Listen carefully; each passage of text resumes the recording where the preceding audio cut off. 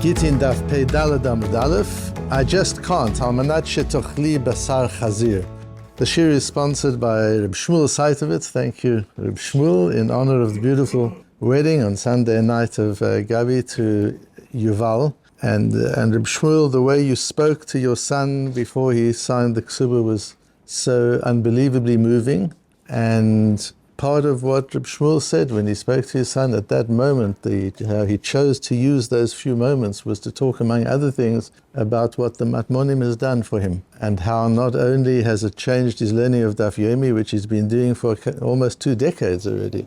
And he used to do it as one does, one learns the Daf Yomi, because you learn the Daf Yomi, and since then this has just opened his eyes to what the Gemara is, and to realize that under each line there's a precious nugget of life wisdom that we just gloss over and we don't realize what there is under each line, and that's changed the way he learns Gemara, the way he understands the Daf Yomi every day. But more than that, it's changed his life. It's amplified things that he's already known and given it context, and it's taught him insights and ways of life and aspects and an angle to life that he wouldn't otherwise have had. So appreciate your daily participation when you're in the country, and I know that you're participating when you're outside of the country.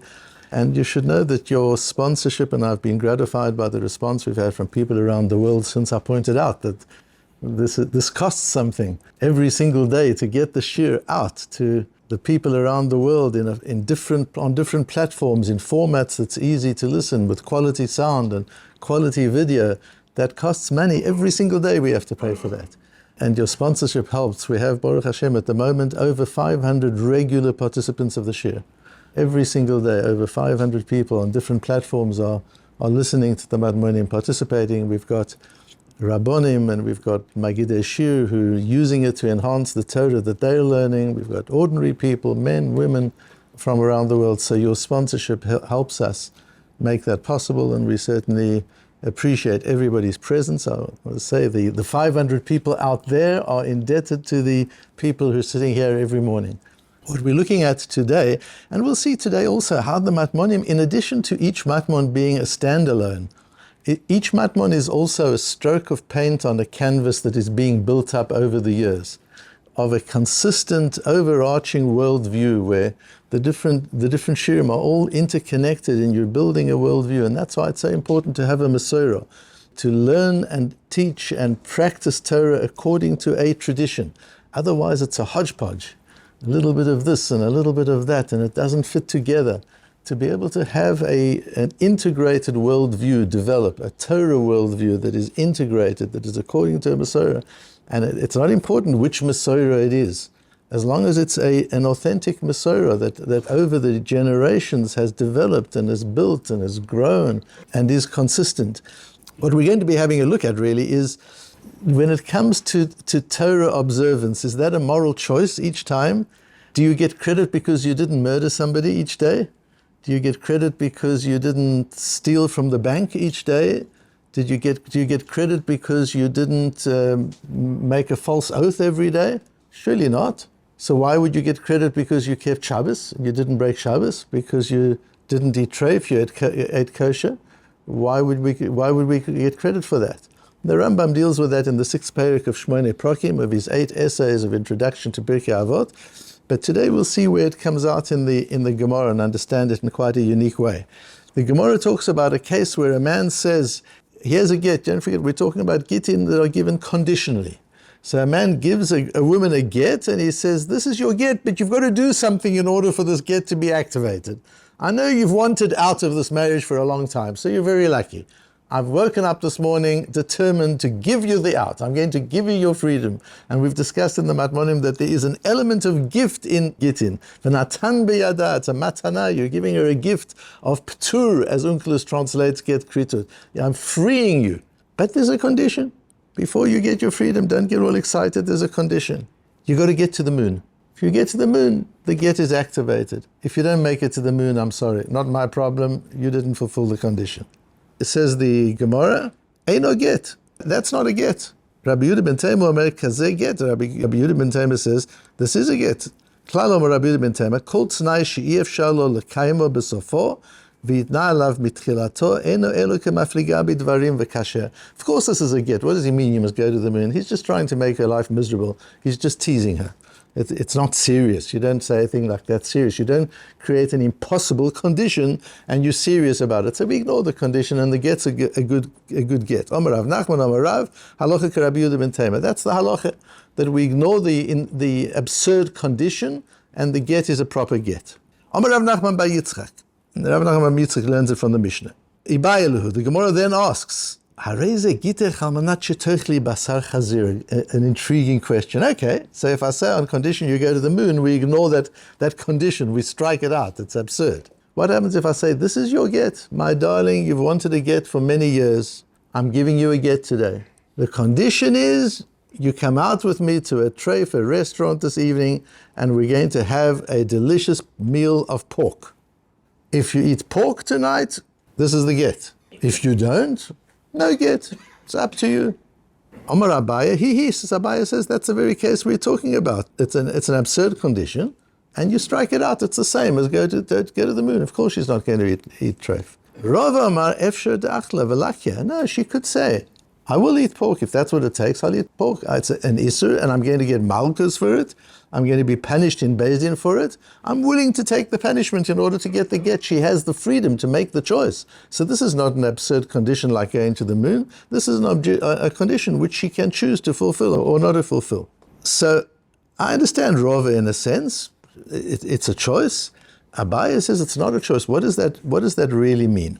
Now you'll remember, here's an example of where I'm saying the Matmonim all fit together as one, in addition to each one being a standalone, where we spoke about the machlokes Abaya and Rava. So I think it's Daf Mem Ches and Daf Mem Tes that we spoke about on Daf Mem Ches and Daf Mem Tes. And we said Abaya and Rava disagree with each other 428 times in Shas. So their different worldviews are an important construction of the Talmud. And we discussed the view of Rav Kook in Ayin Ayah, where Rav Kook explains, based on the Gemara in Brochus, where the Gemara says there that Rabba, who was the Rebbe of both Rava and Abaya, asked the two little boys, Rava and Abaya were little boys at the time, and he said to them, who do we make a brocha to? And they said Hashem, and he said, where's Hashem? And Rava pointed upwards, and Abaya ran outside. You remember, Abaya ran outside outdoors, and he pointed up to the sky. And Rabbi said, you're both going to become great Rabbonim. And Rav Kook says the difference between Rava pointing up to the sky and Abaya going outside is their whole worldview that you could see already in their childhood. That Rava takes things as they are. Hashem is up there, that's it, that's all you need to know. Abaya thinks cosmically. He goes outside, he says, look at the universe. There's Hashem. All over, wherever you look is Hashem. Rava says he's up there. You don't need to know any more than that. Rava is like the brisker derech. What is it? You say it as it is, you understand the text, you understand the halacha, and that's the end of the story. Abaya thinks in a much more conceptual way, in a cosmic way, in a quasi-Kabbalistic way, in order to understand the halacha.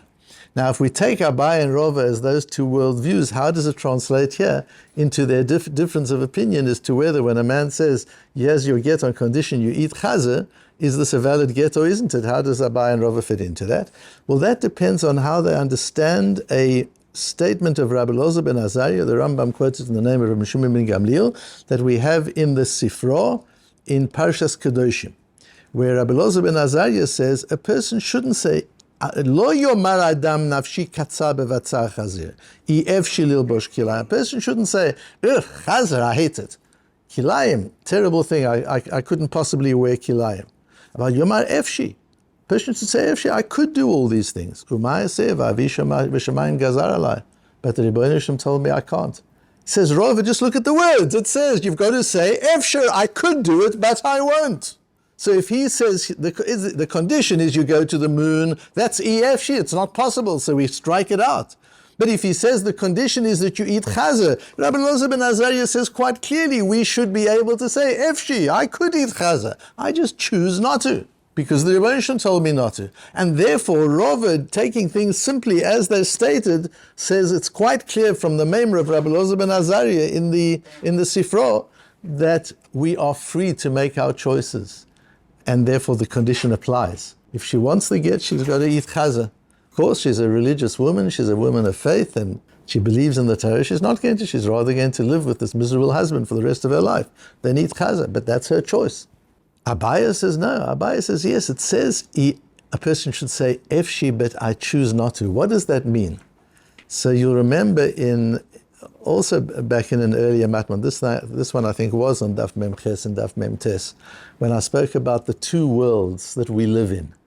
And that we live in a world governed by physical law, by the laws of nature, and we live in a world governed by chukim, by the laws of the Ribbono Shel Olam. Says Abaya, the laws of the Ribbono Shel Olam are as absolute as the laws of physics.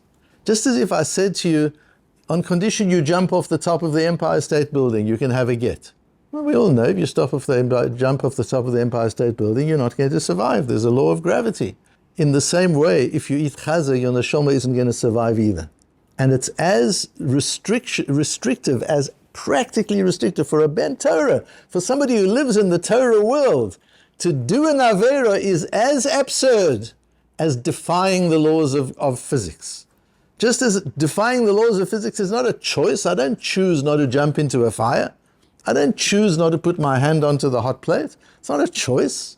I know what the laws are. I know the consequences. In the same way, I know the consequences of eating chazir. They're no less serious than putting my hand on the hot plate.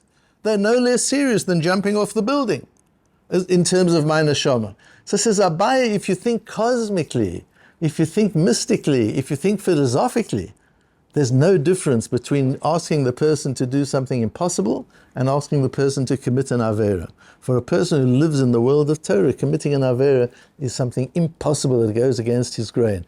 And so what does it mean when the Chazal say, Rabbi Elazar ben Azariah says, you've got to say, efshi, I could, yes, my body could, but my soul could not. If I were just a body, if I was a non-Jewish person who was living in the physical world, governed by the laws of physics and chemistry, then I could eat chazir, because from the perspective of physics and chemistry, chazir meat is no different to any other meat. There's no reason why I wouldn't eat it. But if I'm a ben Torah, and I understand the spiritual meaning of an avera and the danger to the soul of an avera, it's as impossible for me to do as it is for me to break any kind of physical law. That's the view of Abaya. And we paskin like Rova. Interestingly, we paskin like Rova that it is a choice.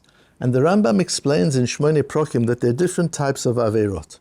There are averot which we should have no intention, there's no choice about it. In other words, if we had a moral conflict about should I murder or shouldn't I murder? Should I steal or shouldn't I steal? That's not a Torah personality. Those are things we should have no desire to do. Those are the mitzvot sichliyot. They are mitzvot which you don't need the Torah to tell you. It's humanly indecent. And therefore it's something that you'd have no desire to do. But when it comes to chukim, when it comes to eating chazir or wearing shatnez, that's a matter of a chok. That's something which isn't a mitzvah sichlit. And therefore, I could say, yes, I would like to eat it, but I can't. What can I do? The Torah forbids me. The Torah prevents me from doing that. And on the contrary, not only is one allowed to have that view, but the Rambam says in Shmone Prokim, that's the higher thing. It's greater to be able to say, I wish I could have a treif steak. I just walked past that restaurant and they were grilling steaks and the smell was amazing. And I wish I could have one, but I can't. That's a higher level than saying, yeah, I would never eat a treif steak. So says the Rambam, you divide it into two separate mitzvahs. We paskin like Rova. So what does Rova say? Each time it's a choice. It's a choice when we're talking about mitzvot chukiyot, when we're talking about mitzvot which are laws of spiritual laws that Hashem has implied. There's nothing absurd, there's nothing corrupt about a person who would like to eat a treif steak. There's nothing corrupt about a person who would like to have an illicit relationship. There's something corrupt about a person who wants to be unfaithful. There's something corrupt about a person who wants to kill or to steal or to rob. That would be something corrupt, and so the Rambam divides those mitzvahs into those two areas. It's interesting that the Ayelet HaShachar says, you see from here that even if he imposes a condition that implies pain and suffering, it's still a choice. You could choose to endure the suffering. It's not absurd, it's not impossible, it's not like going to the moon. Because even if she's going to get malchus for it, even if she's going to get punished, says Rava, she can make that choice. People can make that People can make the choice even if it's uncomfortable.